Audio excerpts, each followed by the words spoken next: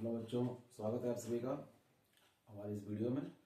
और आज हम आपको व्हीटस्टोन सेतु के बारे में पढ़ाएंगे। तो जो व्हीटस्टोन सेतु जो होता है एक ऐसा परिपथ होता है जिसमें 4 प्रतिरोध लगे होते हैं। ठीक है, तो 4 में से 3 प्रतिरोध का मान तुम्हें पता होता है। ठीक है, लेकिन जो एक प्रतिरोध होता है ऐसे यहाँ पे इसकी बात करें तो इसमें S एक अज्ञात प्रतिरोध होता है, इसका मान हम ज्ञात करते हैं। तो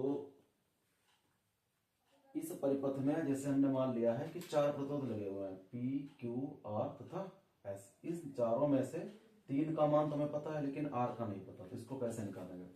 तो इसकी संरचना कैसे करते हैं? तो हम इसमें चारों प्रतिरोधों को इस तरीके से जोड़ते हैं कि एक चतुर्भुज बनाते हैं। ठीक है, जैसे हमने लिखा है कि इस परिपथ में 4 प्रतिरोधों को PQRS को इस प्रकार जोड़ेंगे कि चतुर्भुज बनाएंगे ABCD। और A और C के बीच में ये हमारा एक बिंदु A है और ये बिंदु C है। तो A और C बिंदु के बीच में एक क्या जोड़ देते हैं? हम एक विद्युत सेल जोड़ देते हैं। ठीक, जहां से हम ये धारा चाहिए। तो और जो हमारा बिंदु B और D है इसके बीच में क्या लगा देते हैं? हम एक धारा मापी लगा देते हैं कि अगर थोड़ा सा भी करंट होगा तो उसमें धारा पता लग जाएगी। ठीक है, और इसको एक साथ एक कुंजी भी एक कुंजी यहाँ लगाएंगे इसके साथ में, धारा मापी के साथ में, और एक कुंजी लगाएंगे यहाँ पर। कुंजी मतलब ये जोड़ देंगे इसको तो परिपथ पूरा हो जाता है यहाँ से। फिर इसका देखिए सिद्धांत क्या है कि चारों प्रतिरोधों को हम इस प्रकार समायोजित करते हैं कि परिपथ में जब हम धारा प्रवाहित करते हैं तो धारा मापी में कोई विक्षेप नहीं होना चाहिए। मतलब जैसे ये सेल है, जैसे हमने ये वाली कुंजी बंद की तो यहां से धारा गई I, फिर ये धारा जो यहां से डिवाइड हो जाएगी 2 भागों में I1 I2, तो ये धारा सीधी निकल जानी चाहिए। मतलब इसके अंदर जो धारा है नहीं आनी चाहिए। तो इसका मतलब क्या है? यहाँ पे जो IG होगी हमारी, IG मतलब जो गैल्वेनोमीटर या जो धारा मापी है उसमें जो धारा जाएगी वो 0 लेकर चलेंगे। ठीक, जब वो 0 लेकर चलेंगे फिर ये हमारी क्या हो जाएगी? ये संतुलन की अवस्था कहलाएगी इस व्हीटस्टोन सेतु की। तो व्हीटस्टोन सेतु की संतुलन अवस्था क्या है? P/Q बराबर R/S। मतलब किन्हीं भी 2 संलग्न भुजाओं, देखो इसमें क्या होता है, कोई भी 2 संलग्न भुजा लेगा। संलग्न भुजा कौन सी होती है? इसमें एक पॉइंट उनका कॉमन हो। जैसे एक भुजा हमने मान लो AB ले ली और दूसरी कौन सी ले ली? BC। तो AB और BC पर जो प्रतिरोध लगे हुए हैं P और Q, उनका अनुपात ठीक बराबर होना चाहिए किसके? AD और DC। तो AD DC पे क्या प्रतिरोध लगे हुए हैं? R1 और R2, इनके बराबर होना चाहिए अनुपात। ठीक, P/Q बराबर R/S। या फिर ऐसे भी कह सकते हैं, जरूरी नहीं ऐसे P/R बराबर Q/S, ऐसे भी लिख सकते हैं। ठीक, तो हमने एक जनरल कंडीशन ले लिया P/Q बराबर R/S। तो ये तो हमारा व्हीटस्टोन सेतु हो गया। अब ये यहाँ पर बात ये है कि कंडीशन आई कैसे है?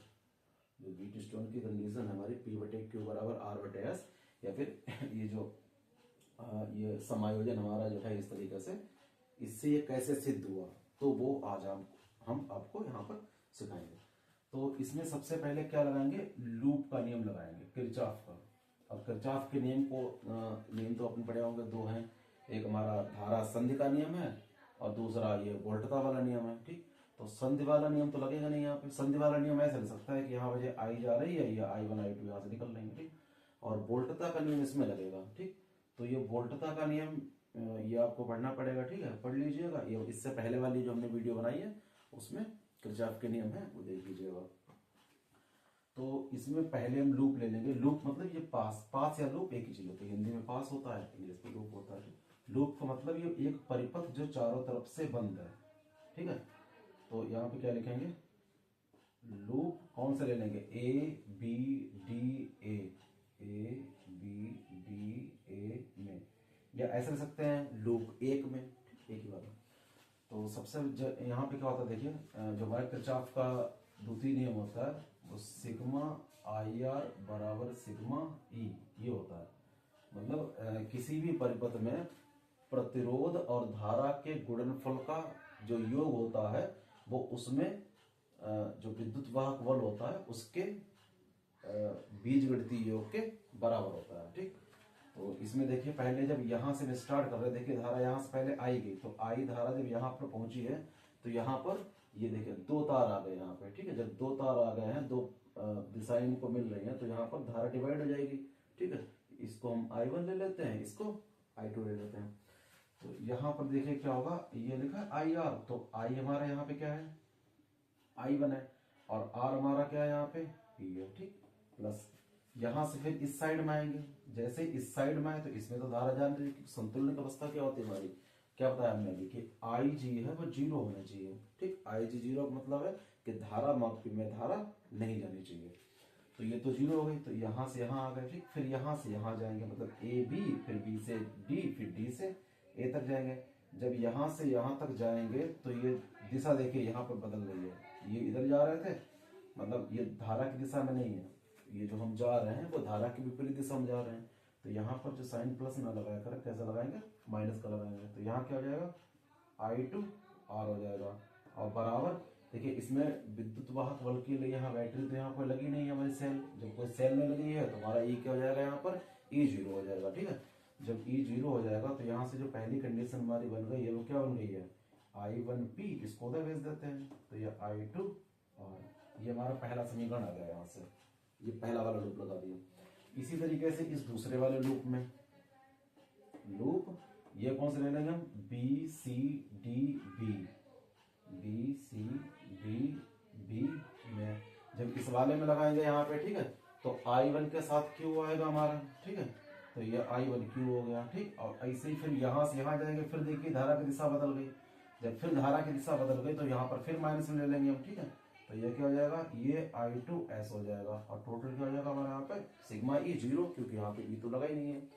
यहाँ से भी दूसरा समीकरण अगर निकालना चाहें तो I1Q बराबर क्या हो जाएगा, I2S हो जाएगा। ये दूसरा समीकरण आ गया। इन दोनों को आपस में भाग कर देंगे, समीकरण 1 को समीकरण 2 से भाग करने पर देखिए ये क्या होगा हमारा I1P, और उसके नीचे क्या आ जाएगा, I1Q।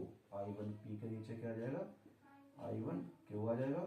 और इसी तरीके से जो RHS है इसकी I2R बटे I2S, तो I1 से I1 कैंसिल हो गया, I2 से I2 कैंसिल हो गया। तो हमारी जो कंडीशन निकल आई है संतुलन की अवस्था वो क्या निकली है, P बटे Q बराबर R बटे S, ठीक। बहुत ही सिंपल है, बहुत आसानी से इसको कर सकते हैं। केवल 2 बार हमें इसमें क्या लगाना पड़ेगा, लूप का नियम लगाना पड़ेगा, ठीक। तो बच्चों देखिए कोई भी जो काम करते हैं थोड़ा मन लगा के कीजिए। तो पढ़ाई करनी है आपको तो थोड़ी देर मन लगा के बैठिए, ठीक।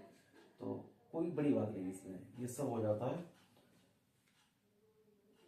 क्योंकि अगर आप जैसे पढ़ने बैठेंगे, जब पढ़ने बैठेंगे तो आपका जो दिमाग है वहीं पर होना चाहिए। ये नहीं आप केवल बैठे हुए हैं, बुक्स खोले हुए, घर वालों को दिखा रहे हैं कि हम पढ़ रहे हैं, ठीक है। तो केवल बुक्स खोलने से काम नहीं चलता है। बुक्स खोलिए और वो दिमाग है, मतलब दिमाग क्या पूरा मेंटली फिजिकली हर तरीके से वहीं पर प्रेजेंट होना चाहिए, तभी कुछ ना कुछ हो पाएगा, ठीक है। तो बस